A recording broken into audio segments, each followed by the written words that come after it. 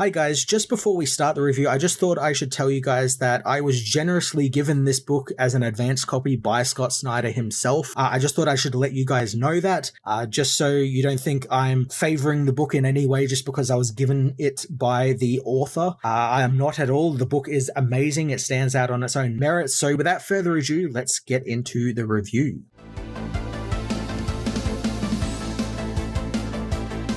Hello everybody and welcome back to the Fortress of Solitude. Today we're going to be talking about Absolute Batman issue 8 by Scott Snyder, Marcos Martin, and Munster Vicente. Winter has come for Gotham and Bruce Wayne this issue as Bruce has finally come face to face with the terrifying Victor Freeze, the horrifying creature who has paralyzed him and dragged him into his laboratory. Bruce does fight back though, but Freeze's ability to seemingly sap the heat or energy from people proves too much for Bruce and he is knocked unconscious. I very much like this new take on Mr. Freeze. It's creepy and weird, and like I said in my last review, it reminds me a lot of different analog horror-like creatures, especially with how Marco Martin draws him with these slender long limbs and enlarged, elonged features. It looks human, but it looks like something is posing as a human, trying to mimic us. It's very creepy. After a while, Bruce awakens strapped inside a machine, learning that the monstrous Victor is going to have him frozen, just like how he was, and he hopes Bruce got some decent rest while unconscious, since the pain of the ice will not give him any respite. Like I assumed in my last review, Victor's company offers cryogenic freezing to the rich and elite, and that's something that actually happens in real life too. There's companies out there that actually do that. However, here it's all but confirmed that he seemingly has no intention of curing whatever ails them. In fact, Bruce ends up finding that there are dozens of frozen corpses around him in similar stasis tubes, told by Victor that they all sort out a cure for sicknesses or for death, but Victor knows that the ice isn't the salvation they think, it's vengeance. Victor throws a switch and Bruce begins the cryo-freezing process, assured that after about 30 years in the ice, he'll come to welcome the pain and even begin to love it, like Victor does. Now this is a really horrific type of torture, the cold, you know, I'm sure everyone at one point has been like very cold in their life and it's not very pleasant, it's very uncomfortable, and now imagine doubling that like 100-fold, that's what this is. It also might be a little too early right now to actually figure out what's going on here, but I think Victor is using the cold and this type of cryo-freezing as his way of extracting vengeance on the world that tried to kill him as a child with an illness it inflicted him with. This is him using that ice and that ancient viruses and stuff that he found while in the ice to get revenge on the people around him. I love the sort of cosmic horror aspect to it as well, as he wishes to bring the cold's quote-unquote love to others, like how it was brought to him, and he even tells Bruce that he'll soon feel that love as well. That feels like a very culty, cosmic horror thing, the villain bringing this ancient evil it found to the world and turning it into what he wants. It's just an awesome take on Mr. Freeze and unlike anything we've gotten before with the character, and I like that it also still keeps those science roots in the character intact. He's still very much a scientist and very much experimenting with things involving ice and frozen things, but it's a completely different way of going about it. As the freezing process begins, we get more of those flashbacks to Bruce attending the vigil to matches Malone with his friends. The vigil has turned into a physical altercation as Waylon and the others want to talk with him about being Batman.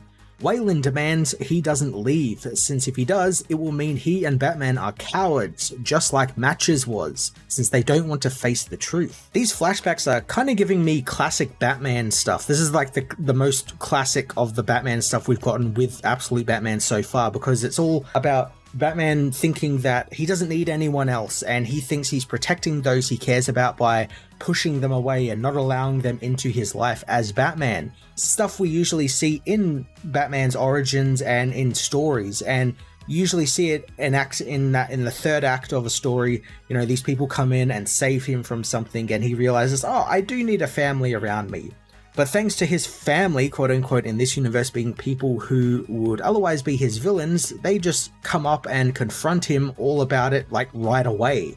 Adding in the fact that he admitted to using them all to gain information and the skills he used to become Batman, They all feel like they have skin in the game as well and feel like they are more a part of Bruce's life than he believes. It's a thoroughly interesting dynamic for Bruce and these other people who are usually far and away from Bruce's origins or such personal stuff like this to Bruce Wayne. Bruce isn't having any of Wayland's crap and attacks him, as in the present, Bruce is racked with pain of the cold liquid beginning to freeze his body.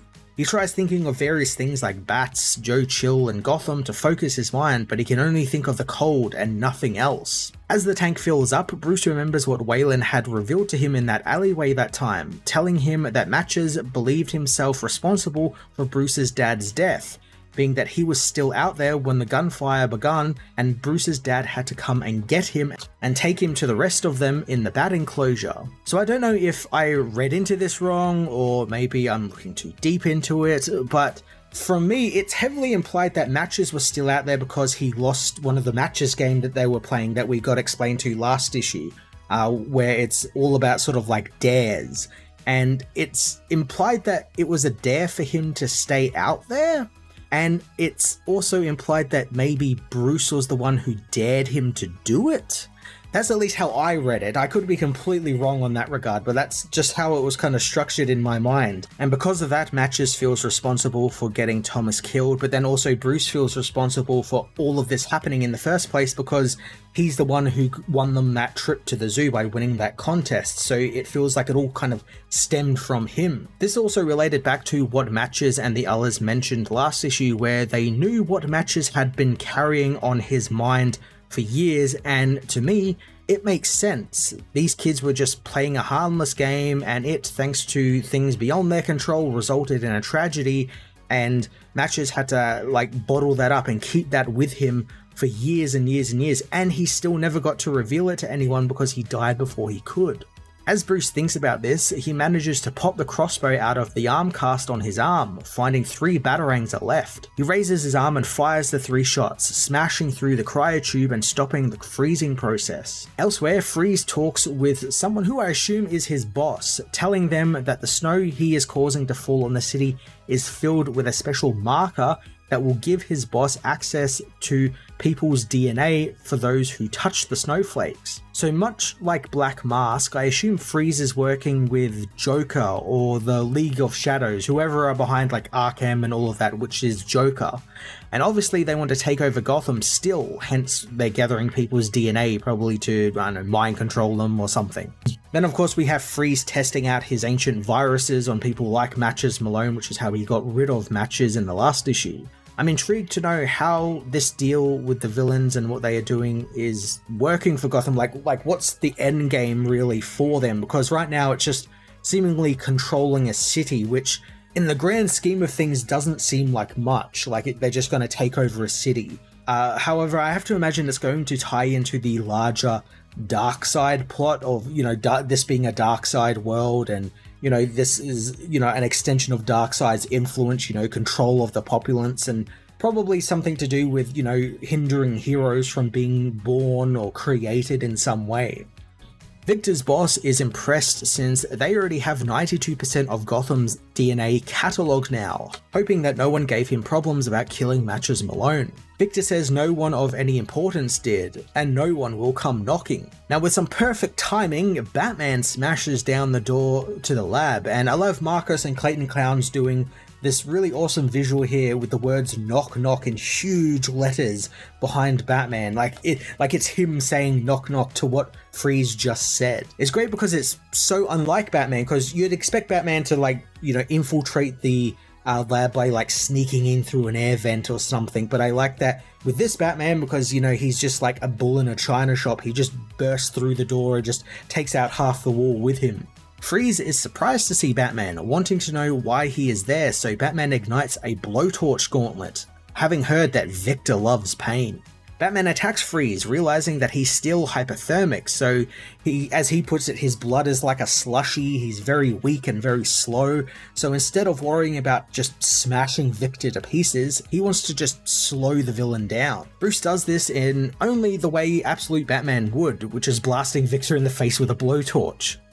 Batman also gets his first proper look and assessment of Victor. This is actually kind of like the first time they're meeting. He met him as Bruce only moments before he was paralyzed, so this is like their first proper meeting, and he's able to actually see what the villain is, and he comes to the conclusion that he is so strong because he has thick ice woven into his muscles, which have become petrified and fibrous and thus made very strong. This also feels like it's the first time we're seeing Batman actually having to think things through with an encounter with a villain, since before this he's only been fighting like thugs and Black Mask, who, while trained very well, was just a guy, so he was able to kind of run straight through him like he's nothing. But here he's fighting basically his first powered individual, so he's got to think about what he has to do, and because he's also weak, he has to choose to focus on certain things like slowing the villain down rather than just breaking him. Batman uses his cape's talons to try and take down Freeze and capture him, but the villain is fast, tossing Batman through a wall. Again, I thoroughly love the weirdo monster proportions of Victor, especially his long limbs, which make him look unsettling. Like, as I said before, it gives him this human silhouette, but it also looks like it's something that is trying to imitate or mimic a human, but hasn't got everything right. Kind of like how, you know, like in AI, how they have like the multiple fingers, it kind of looks right, but when you start looking a little bit closer, there's like distended portions of it and like weird elongated hands, and it kind of reminds me of that, where it just doesn't look right, and it's horrific. Despite being injured and breaking more bones, Batman gets back up, and Freeze is very happy the hero seems to enjoy pain as much as he does, hitting a button and activating the other cryotubes in the room, revealing the frozen corpses inside aren't actually dead, but the beings inside are now frozen zombie monsters. So this is something that I was kind of excited for. I kind of figured we'd get some sort of ice zombie, something sooner or later, being that that's effectively what Mr. Freeze is in this universe, and these are as horrific as I thought they would be. It's also neat that Freeze is actually getting some lackeys that aren't just regular guys in snow jackets. Like, they just aren't like psychopaths who just have a snowy theme about them. These are proper monsters. The zombies charge Batman and he is forced to fight them, knocking one of their jaws off since they are literally rotting corpses after all, so they are barely held together. But there is enough of them that they overwhelm Bruce. We soon get another flashback where Wayland finishes beating on Bruce, helping his friend up and asking if he wants to die, believing Bruce created Batman as a way to make up for hiding away back in the zoo when he was a child. Wayland knows that Thomas dying didn't make him a hero, like Bruce thinks it did. What made him a hero was the life he led, since he never let it tumble over and crush him. Wayland lights a match and tosses it at the matchbook at the base of the wall, hitting it and causing a huge fire to burst out, revealing to the group a giant mural of matches Malone has been painted in his honor. He tells Bruce that they are all survivors and he wants Batman to be one as well and not someone with a death wish. Now, I really thoroughly enjoy Bruce is learning this lesson early. This is something that usually he learns a little bit into his career after he's done a lot of death wishy things and almost died a couple of times. And that lesson is, of course, Batman cannot be this death wish for Bruce Wayne. He needs to keep on living, since if he keeps living and surviving, he can be a hero. This is often a talk that gets attributed to Alfred. There's been countless times where Alfred has, threatened to leave Bruce if he doesn't either give up being Batman or stop the games he's playing to, stop the Death Wish games, basically. And I like that we still have an Alfred in this universe, but this would not be attributed to him. I couldn't see the absolute Batman Alfred here doing this. I could see his family, quote unquote, here doing this, and it's genius that they get to do it since it pulls these characters together more than we've ever had them before. And it ingrains people like Wayland and Selina and Ozzy deeper into Batman's origins and his opening years more than ever. Bruce tells Wayland that he doesn't want to die, as in the present, he realizes that he's outnumbered by the zombies and Freeze, so he dives out of the hole in the side of the building, bouncing down the rooftop before catching himself in a really cool position where he's like hanging upside down like a bat. He activates his phone and calls Wayland, wanting to tell him all about what happened and what the snow is doing to the city, but he unfortunately gets Wayland's message bank. He leaves the message and thanks Wayland for writing him back in the alleyway, as across town at Croc's gym, Wayland is kidnapped by a group of men who knock him out and scan his DNA, finding that he is the perfect specimen, so they are going to take him to Arc M.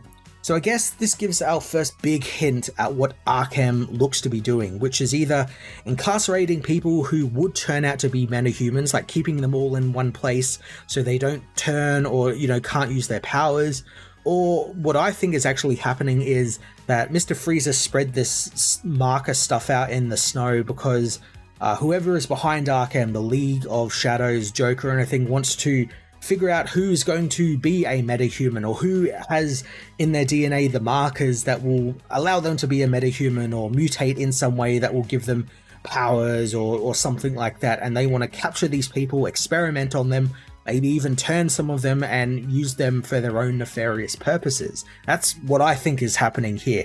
And capturing Wayland makes sense because obviously he is usually Killer Croc. And I imagine they are going to try and turn him into Killer Croc. And Bruce has to save his friend, but his friend will end up becoming Killer Croc and, might end up turning into a villain. I really can't wait to see what Absolute Killer Croc even looks like, since if Freeze looks like this monstrous, cryptid that he is here, and the upcoming Bane, which we've seen little pictures of, is literally just the Hulk, what does a man who looks like a crocodile and eats people and hunts in the sewers translate to in this universe? Absolute Batman issue 8 was another thoroughly enjoyable plot-filled issue. The more Mr. Freeze we got this issue, the more I just loved. It's a completely different new take on the character, and it covers so many things I like cosmic horror, weird human-looking monsters, cryptids, just really cool things that Mr. Freeze shouldn't be, but is, and it works.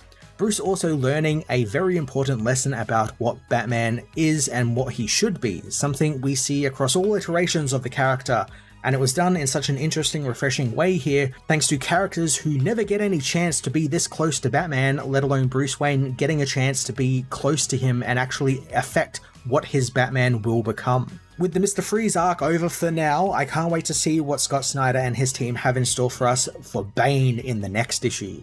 I'm going to give this issue a 10 out of 10.